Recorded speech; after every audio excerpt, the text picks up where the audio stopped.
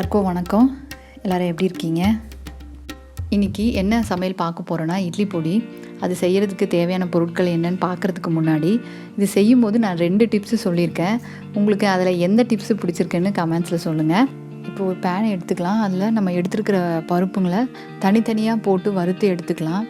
ஏன்னா கடலை பருப்பு கொஞ்சம் சீக்கிரமாக வறுபடும். உளுத்தம் பருப்புக்கு நம்ம கொஞ்சம் நேரம் எடுத்து தான் இருக்கணும். அதனால் நம்ம தனித்தனியாக வறுத்துக்கலாம். அதுவும் நான் லோ ஹீட்லேருந்து மீடியம் ஹீட்லேயே தான் நான் வறுக்கிறேன். அப்படி வறுத்தா தான் பருப்பு ஈவனாக குக் ஆகும். நீங்கள் ஹை ஃப்ளேமில் வச்சு வறுத்துட்டோம்னா பருப்பு நல்லா தீஞ்சு போன மாதிரி இருக்கும். ஆனால் நம்மளுக்கு அந்த ரியல் டேஸ்ட் வராது. அதனால் லோ ஃப்ளேம்லேயே வச்சு நம்ம வறுக்கணும். ஒரு குட்டி டிப்ஸு என்னென்னா, நான் அந்த காஞ்ச மிளகாவை இந்த பருப்போடவே சேர்த்து வறுத்துட்ருக்கேன். நம்ம ஸ்லோ ஃப்ளேமில் தான் வறுக்கிறோம். சப்போஸ் நம்ம அந்த கடலைப்பருப்பு வறுத்து எடுக்கிற வரைக்கும் காஞ்ச மிளகாய் வறுபடலைன்னா நம்ம அது வரைக்கும் தனியாக எடுத்துட்டு அடுத்தது உளுத்தம் பருப்பை போட்டு வறுக்கும்போது நம்ம அந்த காஞ்ச மிளகாயை சேர்த்து வறுத்துக்கலாம். நம்ம காஞ்ச மிளகாய்க்காக மட்டும் நம்ம தனியாக ஃப்ரை பண்ணணும்னு ஒன்றும் இல்லை. நம்ம இது மாதிரி 2 பருப்போடும் நம்ம சேர்த்து வறுபடும்போது காஞ்ச மிளகாய் வறுபட்டுரும். நம்மளுக்கு கொஞ்சம் டைம் கன்சியூம் ஆகும். இந்த பருப்பு நல்லா செவந்து ஈவனாக எல்லா பருப்பும் ஒரே மாதிரி வறுத்துருக்கு. இந்த மாதிரி வறுக்கணும். அப்போ தான் இட்லி பொடி ரொம்ப டேஸ்ட்டாக இருக்கும். இப்போ இந்த பருப்பு நல்லா வறுபட்டுடுச்சு.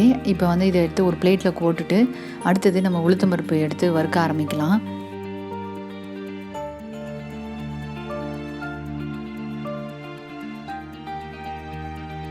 இப்போ பார்த்தீங்கன்னா நான் முதல்ல சொன்ன மாதிரி நான் இந்த கடலை பருப்போடு நான் இந்த காஞ்ச மிளகாயை போட்டு வறுத்துருந்தேன். பட் எனக்கு அது இன்னும் சரியாக பாதி தான் வறுபட்ட மாதிரி இருந்தது. இன்னும் அந்த கிறிஸ்பியாக ஆகலை அந்த காஞ்ச மிளகாய்.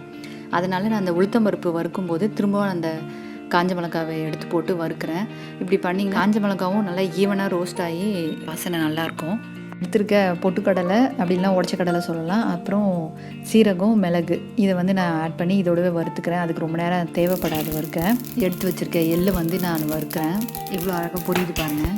அடுத்தது முக்கியமான டிப்ஸு அது என்னன்னு பார்த்தீங்கன்னா, நம்ம இந்த மாதிரி எந்த பொடியை அரைக்கும் போதும் ரொம்ப நேரம் எடுத்து அதுக்கு டைம் செலவு பண்ணுற மாதிரி இருக்கும். அந்த டைமை நம்ம வேஸ்ட் பண்ணாமல் சாதாரணமா எண்ணெய் ஊற்றி கடுகு பருப்பு சீரகம் போட்டு தாளிச்சிட்டு பச்சை மிளகாய் வெங்காயம் வதக்கிட்டு இது என்னடா இட்லி பொடி ரெசிபியில் பருப்பு சாதம் தாளிக்கிற மாதிரி இருக்குன்னு பார்க்குறீங்க. இந்த மாதிரி நம்ம ஃப்ரெண்ட்ஸோட பேசிக்கிட்டே வேலை செய்யும்போது நம்மளுக்கு வேலை போகிறதே தெரியாது. சீக்கிரமாக முடிக்கிற மாதிரி இருக்கும். இப்போ இந்த மாதிரி இட்லி பொடியை இந்த மாதிரி குறன்னு அரைச்சிட்டோம்னா நம்ம இட்லியில் தொட்டு சாப்பிடும்போது அந்த பருப்பு நம்ம வாயில் நரன்னு கிடைக்கிறது ரொம்ப டேஸ்ட்டாக இருக்கும். நீங்களும் இந்த ரெசிபியை ட்ரை பண்ணுங்கள். எப்படி இருந்துச்சுன்னு கமெண்ட்ஸில் சொல்லுங்கள். நன்றி, வணக்கம்.